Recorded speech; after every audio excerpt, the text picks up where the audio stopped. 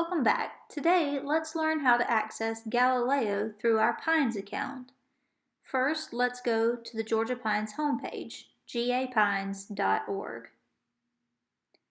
From there, we'll click My Account in the upper right-hand corner. Here, you will need to input your library card number or username and password, or PIN. If you're unsure of your PIN, try the last 4 digits of your phone number, or call your local library to reset your PIN. Now that we're logged in, let's click the Galileo Virtual Library button in the middle of the screen. Now we're logged into Galileo. Since we logged in through our PINES account, we do not need the Galileo password. From here, you can browse by subject, type, database, or magazines A to Z. Let's look at databases. Here you will find all the databases in alphabetical order. When you find the database you're looking for, simply click on it to begin.